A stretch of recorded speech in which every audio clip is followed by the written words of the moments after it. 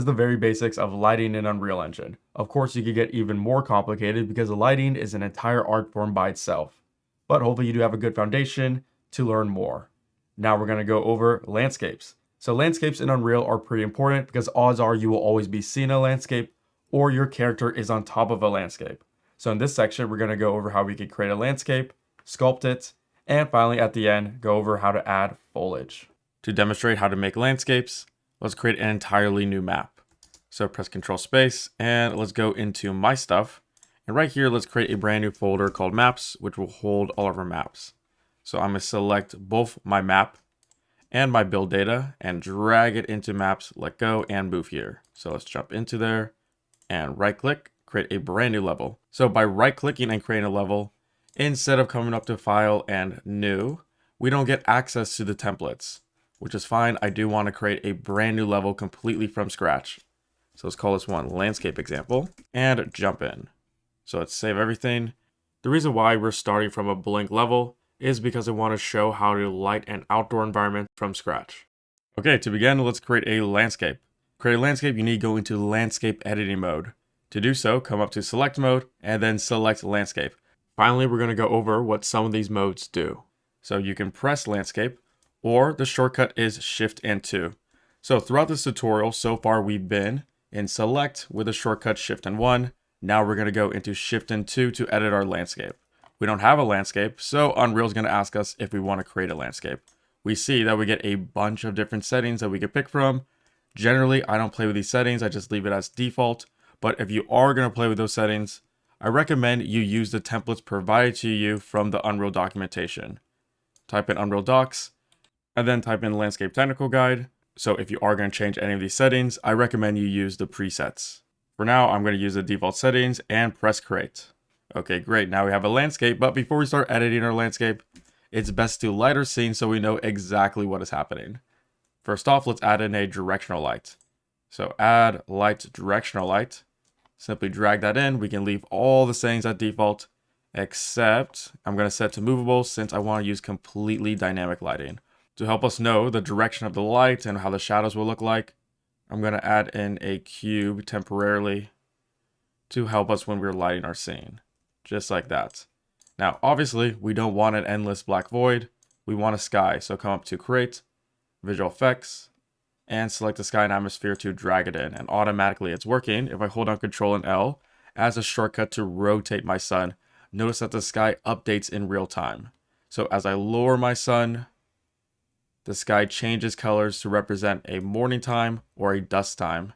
And I can raise it up to get a more bluish sky, which is pretty amazing that Unreal automatically updates your sky depending on your sun's angle.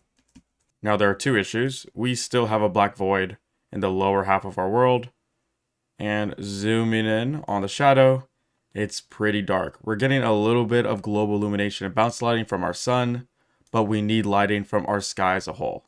So to fix that, come up to Add, Lights, and drag in a skylight. Now it's recommended for skylights that under real-time capture, make sure it's turned on if you are going to use a skylight with the sky and atmosphere. And also, while we're at it, set it to movable since we're only using lumen lighting. Also, let's go fix our black void by adding in some fog to cover that. So come into Visual Effects and Exponential Height Fog. Simply drag it out like this. And we can control where the exponential height fog starts by moving the widget. So if I move it up, we get more fog, and if I move it down, we get less fog. So hopefully you can see what's happening. For now, I'm going to leave it in the middle right here. And with that, a directional light, sky and atmosphere, skylight, and fog is pretty much how you light 90% of open world scenes in Unreal Engine 5. It is literally that easy. And what's amazing is that all these objects interact with each other successfully. So I can move my sun around, lower it, create a really dark area, lower it to the point where it's night, and then raise it. Slowly the sun comes above the fog and starts to illuminate our world. So it's completely real-time, time of day lighting. Now that we set the lighting, we're able to see any edits we make to our landscape. So let's finally go over the landscape editing mode. And to do so, I need to come up to my mode selector and select landscape from select, or I can press Shift and 2 as the shortcut. So by default, it's going to give us this brush right here. And as you could probably guess, hold down the left mouse button, I'm able to sculpt and raise the terrain. So left mouse button is to raise the terrain. If I hold down Shift and left mouse button, then I lower the terrain. And by default, we are using the basic sculpt brush. I can even increase the tool strength. So right now it's at 0.3. Of course, if I bring it up to 1, then our sculpts will be a lot more intense. Even holding down Shift, I can really lower the landscape's terrain. If I want to, I can control the fall off of this brush with the brush fall off. So bring it to 0 will mean there is no fall off. So I get some insanely harsh sculpts happening. Or I can bring it all the way up to 1, which makes the fall off non-existent, giving us the smoothest brush as possible for really faint changes to our landscape. Now, a shortcut to increasing the brush size is to use the right bracket key on my keyboard. So right bracket key will increase my brush size and left bracket key will decrease it. Very similar to Photoshop shortcuts. So that's the basics of the sculpt brush. As a reminder, if you ever want to get back the default values of any property in Unreal Engine, go to that property and select the arrow right next to it to reset it back to its default value. Now let's go over the smoothing brush. And as you can guess, if you have some really harsh landscapes and you want it to be smoother, like right here, it was really harsh since our fall off was non-existent. Using the smooth brush, I can smooth away those bumps in the landscape. So pretty great. And the next brush after that is the flatten brush. So flatten brush is great for terracing, or maybe you're creating a game, for example, and let's say right here you need a flat area for your gameplay. Well, to get a flat area, of course, we need to use the flatten brush, which will just flatten our landscape. It's also great for creating terraces. So if I start my flatten brush off right here, notice how we have a higher terrace and a lower one, and right below that, another one. So we're very quickly able to create some complicated landscapes with just these 3 brushes. And these 3 brushes are the main brushes. Generally, I don't really touch any of the other brushes, except for very specific circumstances, which we aren't going to be going over in this video. Now, that's how you sculpt a landscape. But how do I paint a landscape? Since right now we're using Unreal's default material. Of course, landscapes in real life are not made out of squares. Instead, they're made up of grass, dirt, sand, rocks, and pretty much anything you would expect outside. Now, I'm going to briefly go over how to create a very basic landscape material. Create the material under My Stuff, and call this one M_landscape. Double click to open it up. And I'm going to dock it up here so I can switch in between my level and landscape. Now, the difference between a normal material and a landscape material is one node, and that is Landscape Layer Blend. So select it, and here we have the layer blend. Notice how we don't have any inputs. That's because we need to specify inputs in the details panel right here. So the inputs are essentially going to be layers. So you can have a grass layer, a dirt layer, a sand layer, and then within your landscape editing mode, we'll be able to paint on those individual layers on our landscape. So to add in a layer, select your layer blend, and under layers, click on the add button, and make sure you click on the triangles to see the drop down. Now for the first layer, call this one grass, and the second layer, call this one dirt. Now this is just for demonstration, so it's not going to look very good. But to get the point across, let's go find a grass texture and a dirt texture under starter content, textures, and I'm going to use T_ground. Also for dirt, looks like we don't have a dirt, so I'm just going to use the metal rust texture because that does look like dirt and it will get the point across. So drag in metal rust as our dirt. Now hook up grass right there and dirt, and I'll put these into base color, and let's press apply. Save everything, jump back into landscape examples, and now to apply the landscape material to our landscape, we can't just drag our material onto the landscape like that. Instead, in the details panel, scroll down and get landscape material and drag on the landscape material to the slot right there and let go. But we get a really weird black texture since we need to specify where these layers are. Right now, Unreal isn't picking any layers, so it's just defaulting to black. Hop back into your landscape mode by pressing Shift and 2, and within Paint, we have our layers. So we need to create our layers and store them somewhere within our content drawer. So to create a layer, click on the Add button, and you want to select Weight Blended Layer Normal. So select that. It's going to ask us to create a new landscape layer info, and it's going to automatically create a new folder for us where our map is located called our map name and shared assets. Now we could also create a new folder by right clicking and going new folder, or we could pretty much save this anywhere else in our project, but I'm just going to leave it as default value and also leave it at the default name it's generating, which is grass_layer info. Click save. Now we have our layer right there, and we can see our grass has been applied to our landscape. Let's do the same thing for dirt by clicking on the plus button and going weight blended layer normal. Select that.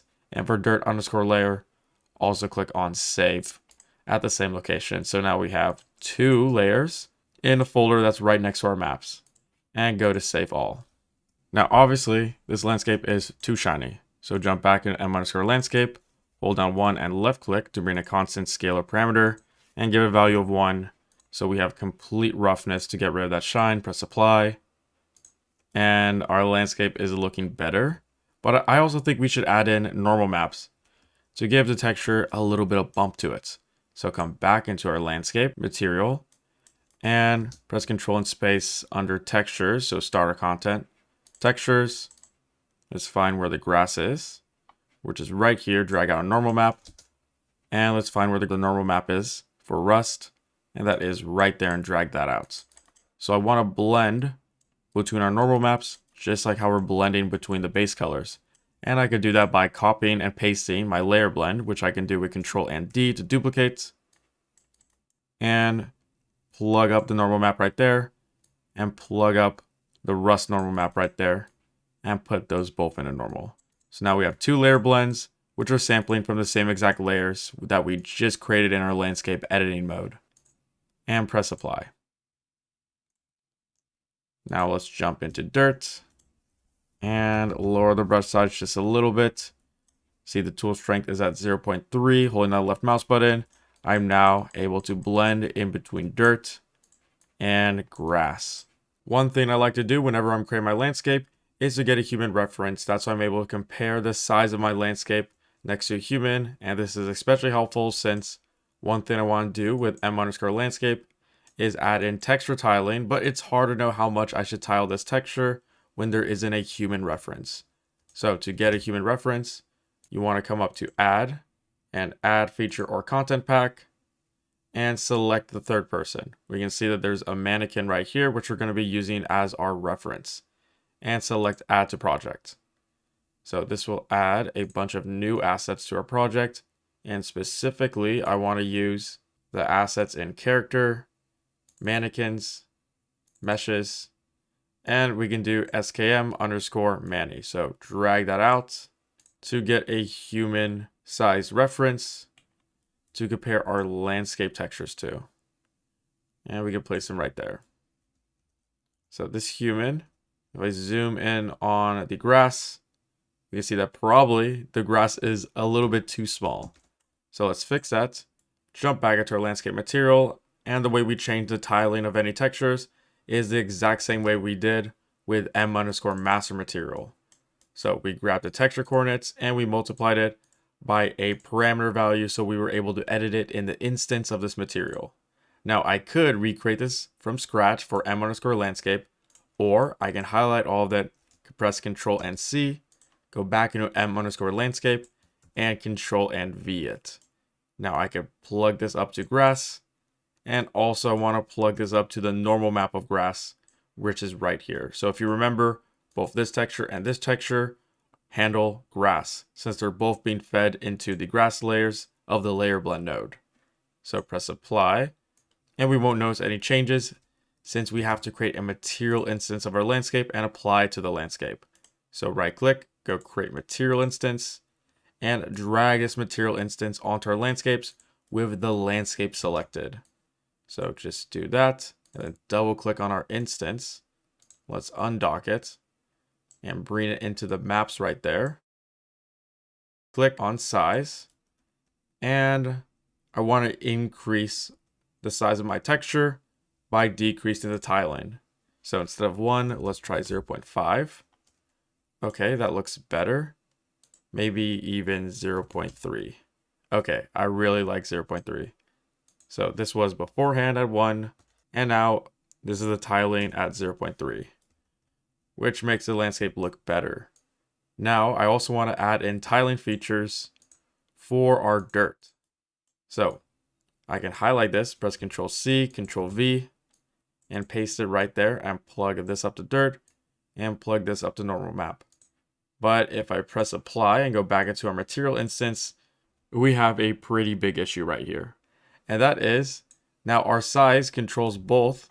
And let's come over to the dirt, controls both our grass and dirt. And we want to control those independently. And the issue is in Unreal for material parameters. If you have two parameters with the same exact name, then they're going to be treated the same within the material instance. So the way you fix this is that you have to give each of these parameters a different name. So call this one size grass, and then call this one down here size dirt, and press apply. And now that should be different. So we also get the dirt parameter within our instance. So let's jump back into landscape example and press Shift and 2 to go into landscape mode. Select dirt because I want to paint a little bit of dirt right next to the mannequin so we can see what grass and dirt look like in relationship to our human scale reference. Now with dirt right there, let's go increase it to 0.3, maybe even 0. Actually, I think 1.2 looks good. So just a little bit more tiling with our dirt.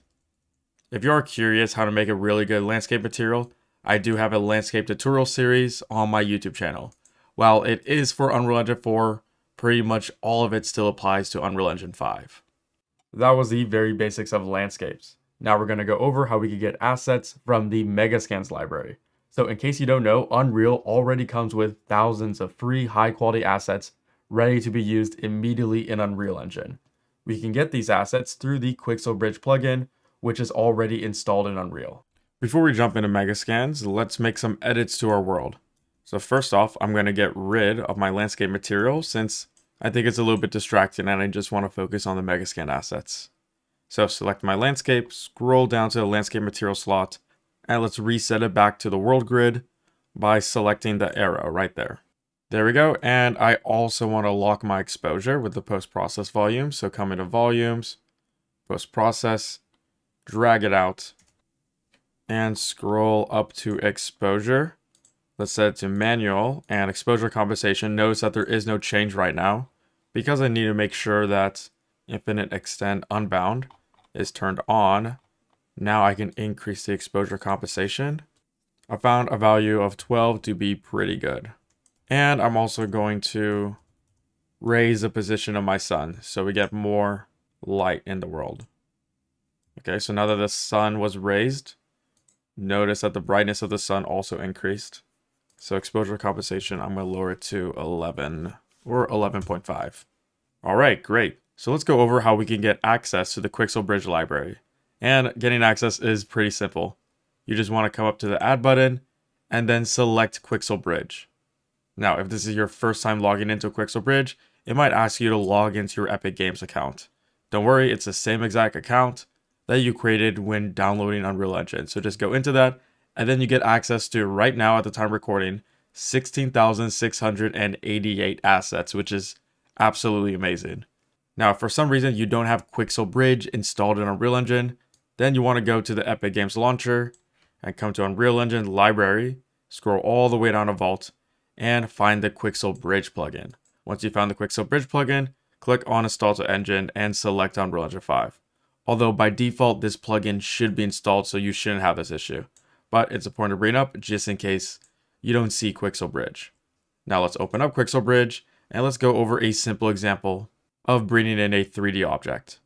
So to bring in a 3D object is pretty simple. Number one, you want to find a 3D object that you like. So maybe this rock right here. Then all I have to do is select this rock and let me make my screen window just a little bit smaller. Hold down the left mouse button and drag it into your world, just like if it's an asset from the content browser. And now we have our rock in our world.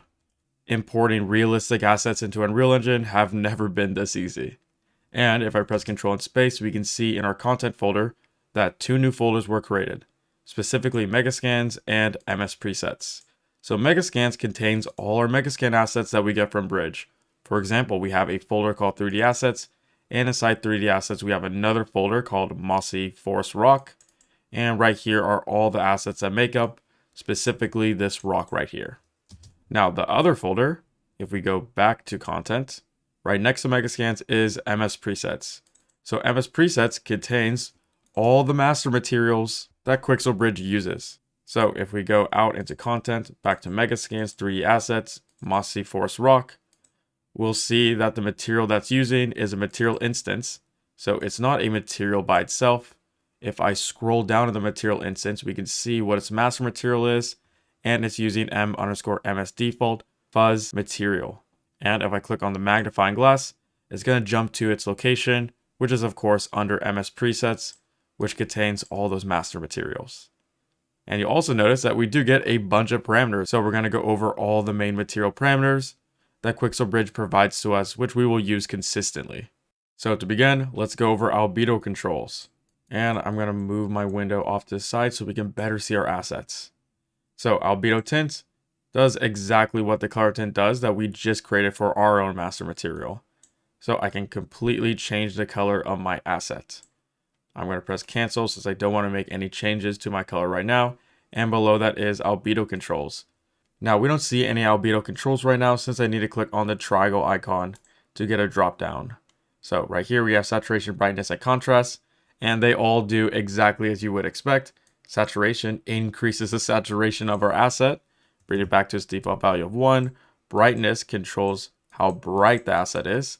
And this is probably the parameter I use the most with Megascan assets, especially if I'm trying to get a lot of different assets to blend together well. I'm going to try to control their brightness to make sure they all have a similar value to each other. And below that is contrast. And all of these have a default value of 1. Now below that is metallic. Generally I don't have to play with it because this asset isn't metallic. But if you do want to override one of the metallic behaviors, for example, increase the base metallic from 0, which is what it should be since this asset is a metallic, to 1, and then bring metallic map override to 0. Now we can see that the asset is metallic, although I wouldn't recommend you to do it, but it is good to know that those options are there. So I'm going to reset them to their default value. And then below that is roughness. So roughness controls how shiny the asset is, exactly what we learned about during the PBR section of the material chapter. So max roughness is at 1. If I bring this to 0, then the rocks have no roughness and are really shiny. I'm going to bring back the roughness by setting it back to 1. Below that is normal strength, which is like the flat and normal. Although now if we increase normal strength, the normal increases, and then if we decrease this to 0, then the normal map has no effect on our assets. So obviously we do want to leave this at 1, so the normal map has a little bit of an effect. So there's still a bunch of other parameters that we could play with, but these are all the main ones that are needed for props just like this. Now, let's go over how we import a surface material, which is different from a prop since surfaces are good for a floor like this cube and not necessarily meant for specific props. So let's go into Quixel Bridge and let's find a nice surface. For example, brick, decorative brick wall, and we could click download, although I do want to go over the different quality options. So right now it's set to highest quality. We have low, medium, high, and highest. Low quality is 1K textures, medium quality is 2K, high quality is 4K, and highest quality is 8K. So I think generally, unless you're really trying to go for the best looking render as possible, I wouldn't go with 8K textures. The highest I would go with is 4K, and click download. So you're going to have to wait for this to download. And once it is done downloading, simply click the add button. Immediately, we will see that our content browser opens up and we get our material right there. The material functions like any other material. You can drag it and let go to place it on an object. So now we have our brick in our world. I can select this brick and open up its material instance to see what parameters we have, and the parameters are pretty much exactly the same as beforehand, except I want to point out what global does. So global controls our tiling. If I click on tiling offset and then click on the drop down, we see tiling X and tiling Y. If I want to tile it more on the X direction, I can increase this. If I want to tile it more on the Y direction, I can increase this, or I can decrease the tiling in the X and Y to make our texture larger. I can even offset it, so move this texture in the X or Y axis of our object's texture UVs. And if you really want to, we even have the ability to rotate this, although I'm just going to leave it at 0. If you ever want to reset all the values at once, then click on the top arrow. And here is a neat trick that I do want to point out. Let's say you want to go to the folder that this asset is located in, but you don't want to have to navigate to that folder manually, go through all your content folders, and try to find where this asset is located. Well, what you could do is in the details panel, click on the magnifying glass right next to that object, which will jump to that location. Or the shortcut is to press Ctrl and B at the same time to jump to that object's location. So if you select any object, for example, the human reference, press Ctrl B, it's going to jump to that location. So that is a shortcut that we will be using a lot, especially when we're creating our medieval village. Now I think is a good time to go over the foliage mode. And to go into foliage mode, simply switch from select mode below landscape to foliage. So foliage mode is great because it allows us to paint foliage around our world very quickly and populate our world with grass, trees, rocks, and pretty much all the small assets you would expect to be in an environment. Now I'm going to press Shift 1 to get out of foliage mode because we first need foliage. And where are we going to get our foliage? Hopefully you could guess, Quixel Bridge. So in Quixel Bridge, come to 3D plants, and we have a bunch of plants to select from. I specifically want to find fern, just as an example, although you could pick any of the plants that are available to us. And I'm going to select common fern. Now, just like when we were downloading the materials, we have different quality options. So I could use low quality, which is 1K, medium quality 2K, or high quality, which is 4K. And I'm going to stick to high quality right now. Let's download it. And once it's done downloading, add to your project with the add button. And now this fern plant is successfully inside of our project. I can drag this out to see exactly what assets were made available to us. Unlike other Megascan assets, foliage can have multiple objects. So here we have 3 different ferns, and let's open up the material instance to see what options are available to us. We have a couple ways to open up our foliage's material instance. Number 1, I could go into the details panel with any of these selected and select the first material available to us, or I can press Ctrl and B to jump to that object's location, which is our fern folder, and select the material right here. I want to make sure that I select the material that doesn't have billboard inside of it. So select the non-billboard one, and this will be our main material instance. So I'm going to go over all the main parameters of foliage. So first off, we have color overlay, which is essentially functions just like our color tints. So if I want to make my foliage a little bit blue or red, this is where I make that change. And when I do make it red, it kind of gives it a fall feel, which is pretty neat. Press cancel since I don't want to make those changes. And right above that is color variation. Because you wouldn't expect each fern to be the same exact color. There would be a little bit of variation between all the different ferns, and that's exactly what color variation does. If I bring this up to something large like 0.5, notice how each fern has its own individual tint.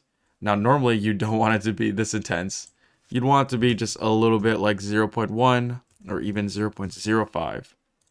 So that there's just a little bit of variation between all the objects. And below that is roughness intensity. So roughness intensity is just like our master material's roughness strength. So bringing it down to 0 means our object is very shiny, and bringing it up to, let's go, 5, we'll make our ferns pretty rough. Let's leave it as default value of 1. And below that is normal intensity, which functions like normal strength. Bringing it to 0 gets rid of the normal maps. So this is with the normal maps and this is without. Or bringing it to 5 gives ourselves really intense normal maps. But I'm going to leave it at 1 for now, which is its default. And after that, we have translucency, strength, and desaturation. So light doesn't just stop when it hits a leaf. Instead, light goes into the leaf, it bounces around a little bit, and then it leaves the leaf. So that is where translucency comes in. Translucency is how much light should bounce around inside the leaf. It's at a value of 7. If I bring this to 0, then we have no light bouncing within the leaf. If I bring it up to 1, then a little bit, 2, a little bit more, 5, and finally the default of 7.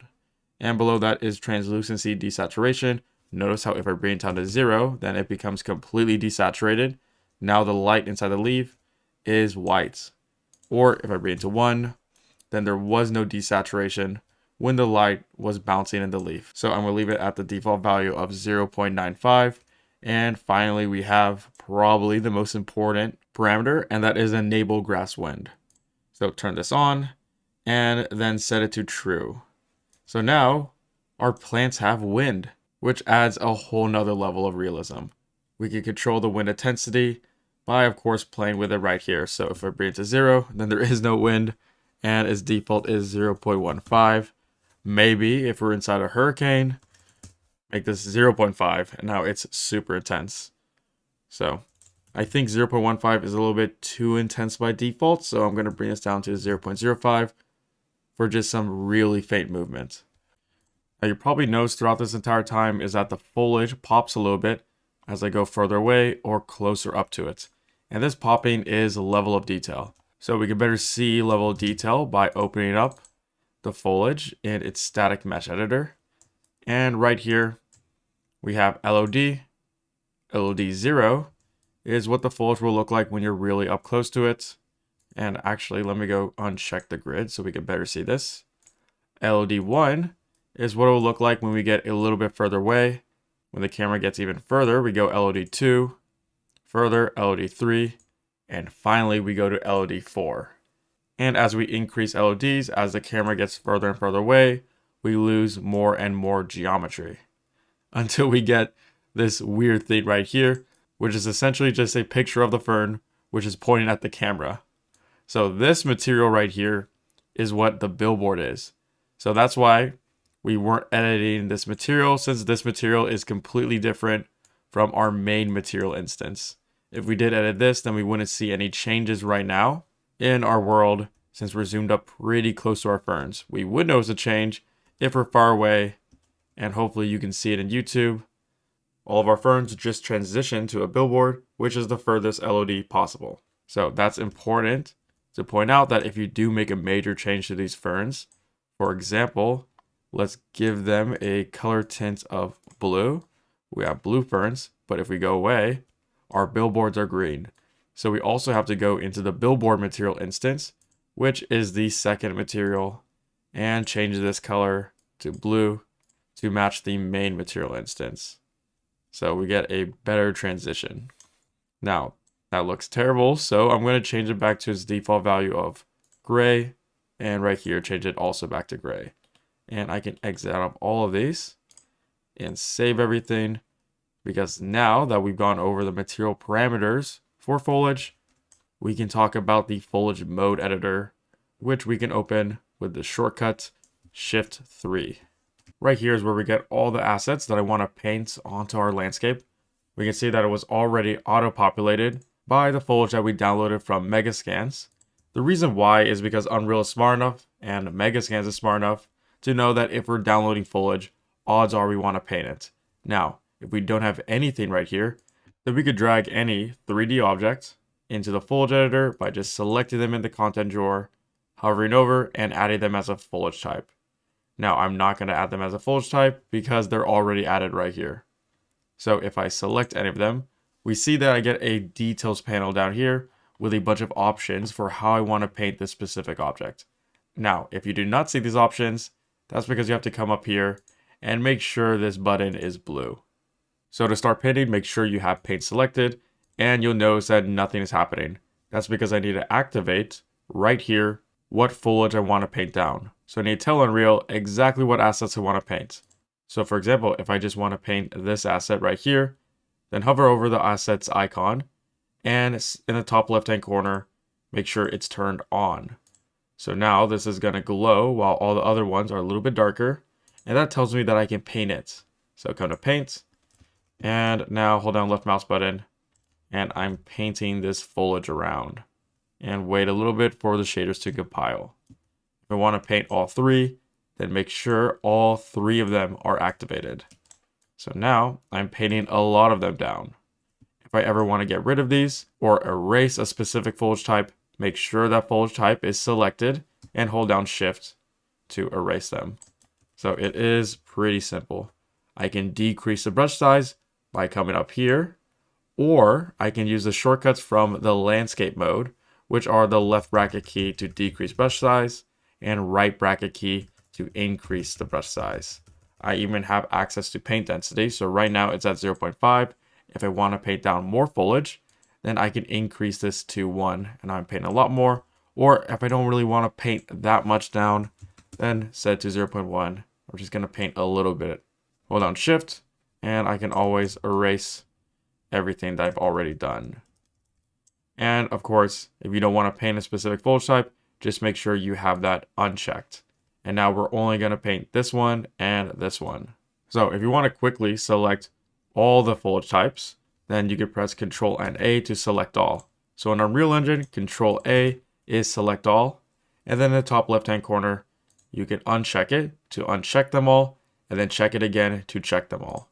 So that's a nice shortcut. And you can also hold down Ctrl to select multiple objects, or you can hold Shift to select objects in a row. So now that I have them all selected, I want to edit the properties down here, but I want to edit the properties all at once. So I'm going to press Ctrl and A to select all of them, and we have density down here. Bring paint density all the way up to 1.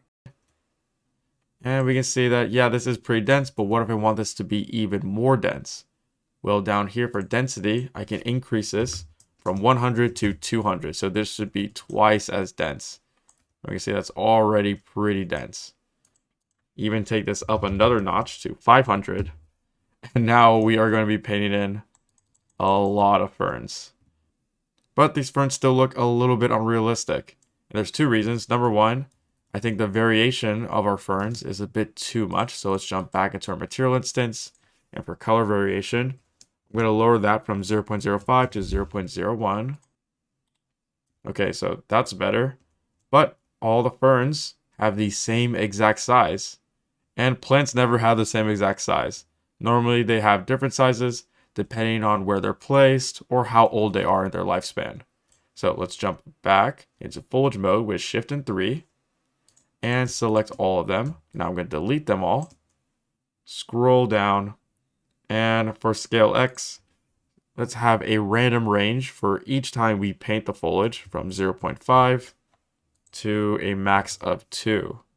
So now if I paint, and actually hold down Shift, decrease the density from 500 to 100 so we can better see each individual fern, we will see that we have a very wide range of sizes. So some ferns are small and some ferns are larger than the other ones. Also, if you enjoy placing assets by painting them, but let's say for example, there's one asset and you don't like where it's placed, but you don't want to delete all the assets that are around it, well, instead of using paint, you can use select, and then you can grab that individually and move it away. So you can still move individual objects and even scale them and rotate them despite using the paint mode. So just keep that in mind that you still have a lot of control over the placement of your objects.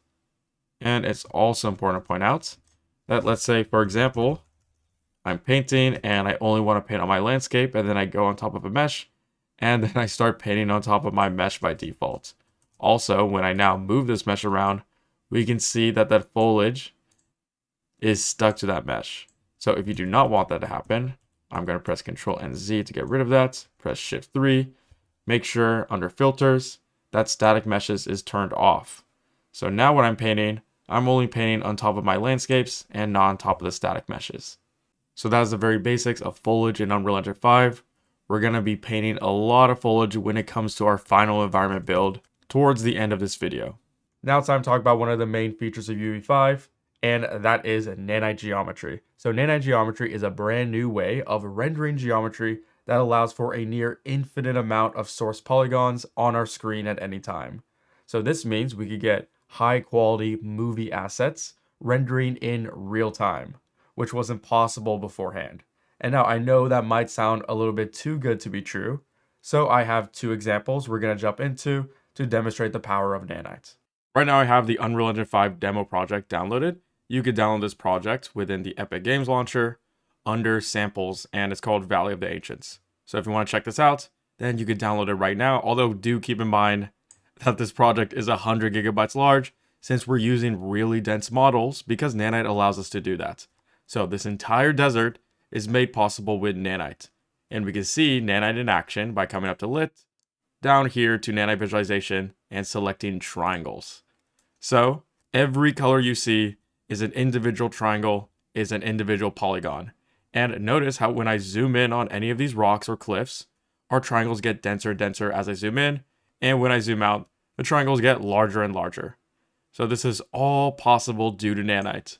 Beforehand in Unreal Engine 4, using geometry that is this dense was not possible.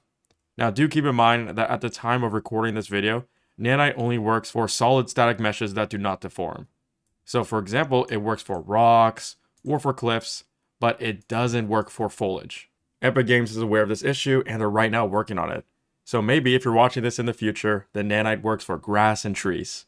But for now, it only works for solid static meshes. And another cool feature of nanite, specifically for this sample project, is that, and if I increase my camera speed, there is no landscapes whatsoever.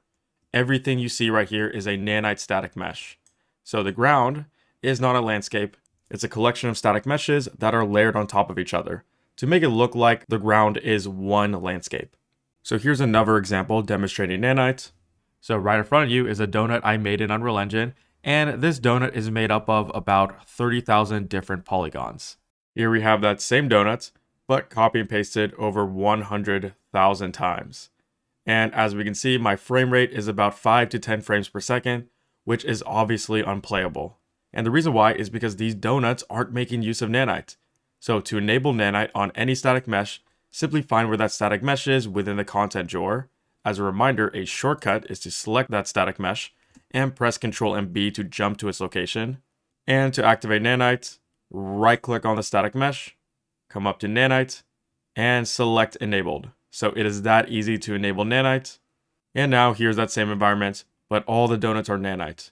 And we're hovering around 40 to 60 frames per second. So we went from 10 all the way up to 60 frames per second, which is amazing. We can even come up to lit, nanite visualization, and select triangles to double check that this is all using nanite geometry. So I finally jumped back into our first project.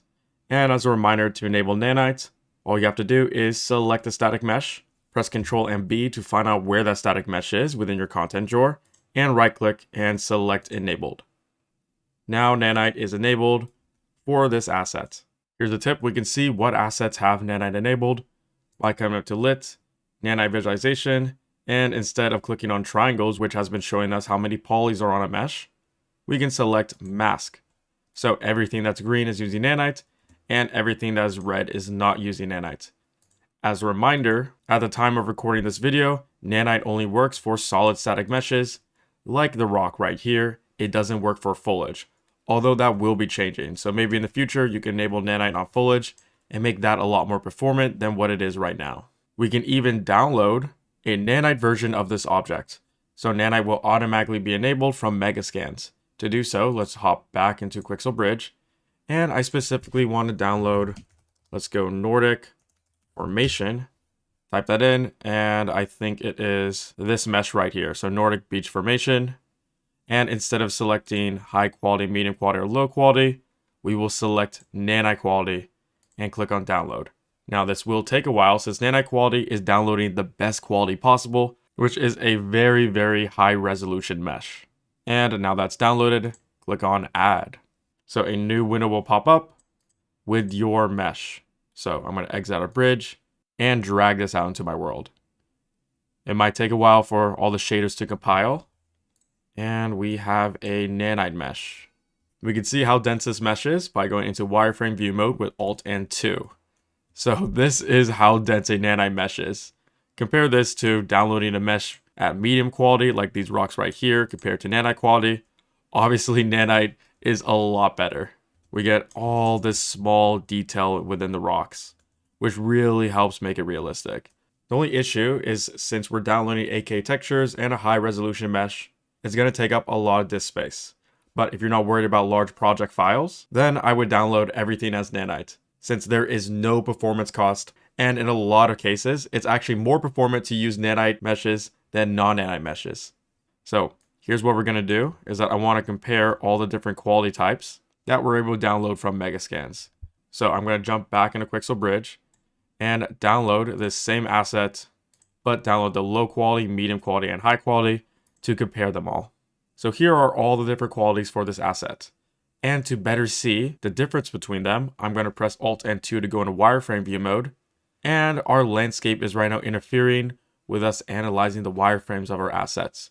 So I can select the landscape and hide it with H. So H is a shortcut to hide an asset without having to navigate to it within the world outliner and selecting the eye icon. I can also press Ctrl and H to unhide an asset. So click on it, press H to hide it, and Ctrl H to unhide it. So I'm going to leave that hidden. And over here we have the lowest quality. It's pretty noticeable that there's not that many polygons on this asset.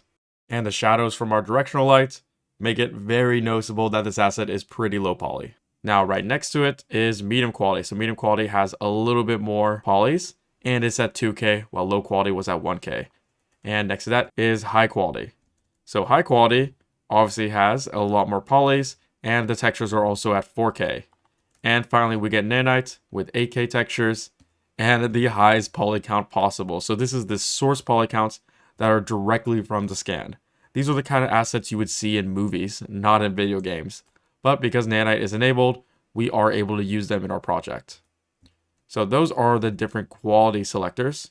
One thing I do want to point out is that notice if we pay attention to our high quality asset, as I zoom out, the polygons shift until I'm so far out that basically these three assets are using the same amount of polygons. That's because Megascan assets, when not using nanite, use a level of detail. So press Ctrl and H to unhide the landscape, and I can open up my asset by pressing Ctrl and B to jump to that asset's location in the content drawer, and then double clicking on the asset to open up the static mesh editor. Or as a shortcut, instead of having to navigate to that asset's location in the content browser, I can press Ctrl and E to open it up.